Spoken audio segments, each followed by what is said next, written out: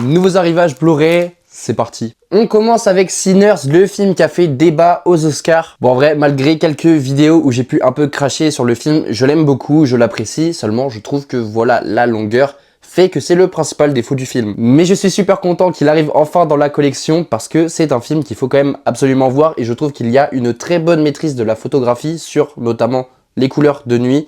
C'est très bien et vraiment un pur régal.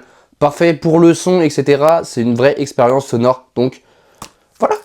Tout simplement, Sinners va rentrer dans la collection et ça, c'est cool. On continue ensuite avec The Substance de Coralie Farja, film que j'adore. Vraiment, je l'adore. Pour moi, c'est un vrai petit bijou. C'était une vraie claque, une vraie expérience lors de mon premier visionnage. Et franchement, faut le dire, il faut le dire, The Substance, c'est génial. Il a quand même eu le prix du scénario au Festival de Cannes en 2024, ça c'est fort. C'était mon premier film body horror que je voyais, il est quand même assez coriace, on va pas se mentir, parce que commencer avec The Substance, bon, voilà quoi, faut être assez courageux, mais vraiment c'était une claque, que ce soit sur les sujets, même les thématiques, la réalisation, les sons, tout était parfait dans ce film, et il fallait absolument qu'il rentre dans ma collection, donc parfait, je suis trop content qu'il rentre dans ma collection, je suis vraiment heureux.